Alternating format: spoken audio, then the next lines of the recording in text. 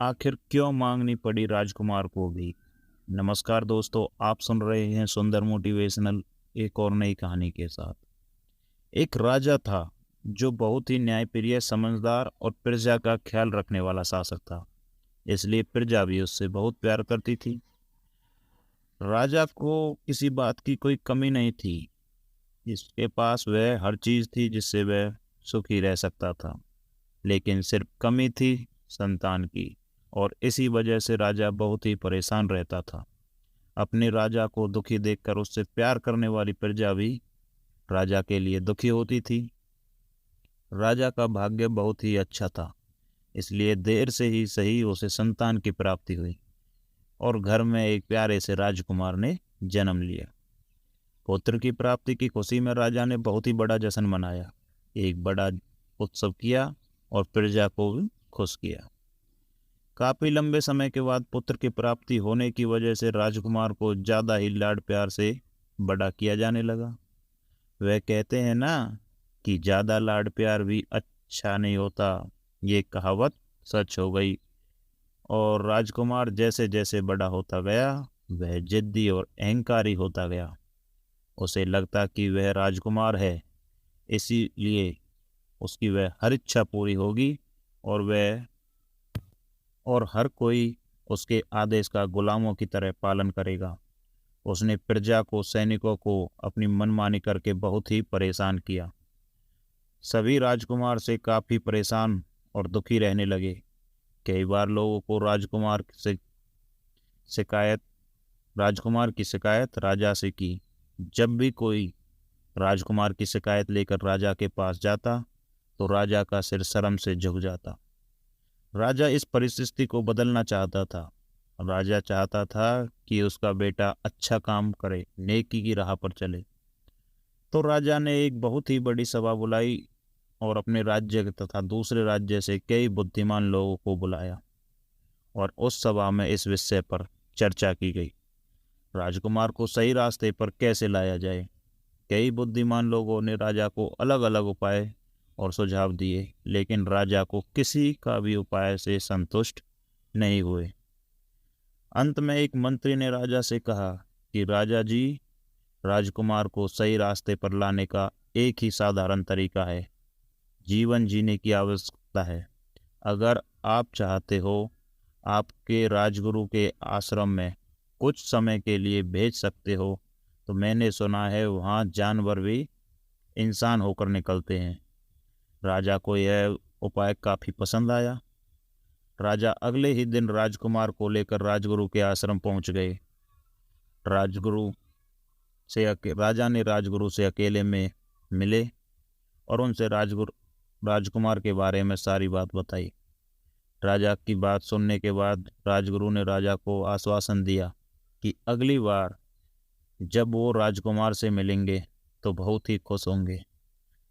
तो राजा राजकुमार को वहां छोड़कर अपने राज्य वापस लौट गए। उसी दिन राजकुमार का आश्रम जीवन शुरू हो गया।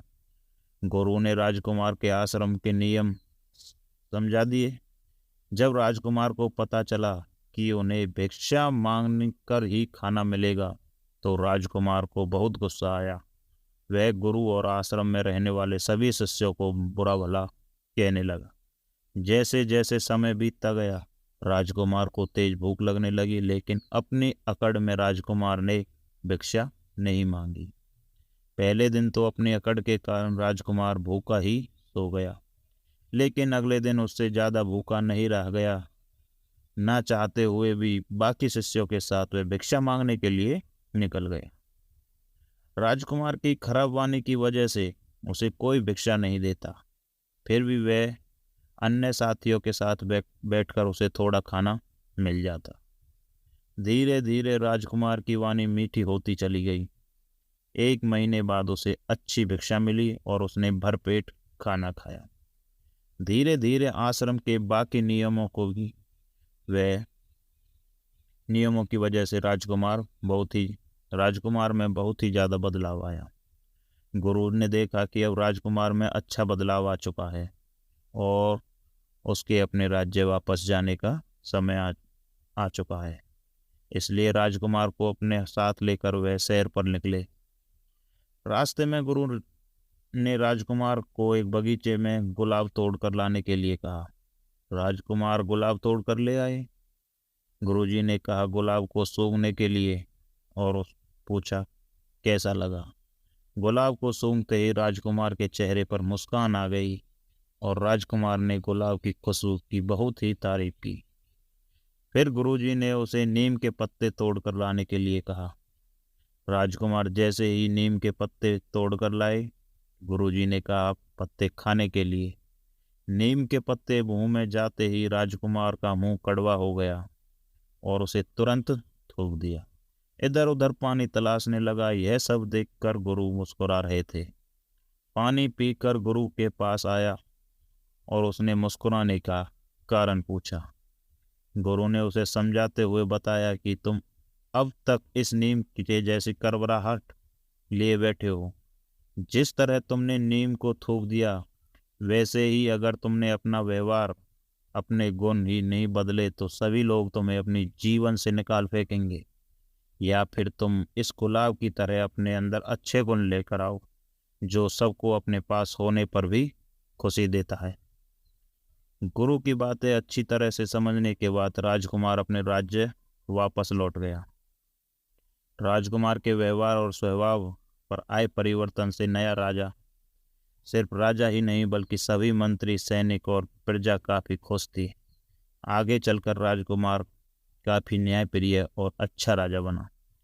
दोस्तों, इस कहानी की सबसे बड़ी सीख यही है कि अच्छे गुण जीवन के सबसे ज़्यादा महत्वपूर्ण हैं। अगर आप चाहे अच्छे गुण होते, अगर जब आप में अच्छे गुण होते तो लोग आपको पसंद करते और आप दूसरों का भला करते करते खुद की प्रगति करते। धन्यवाद।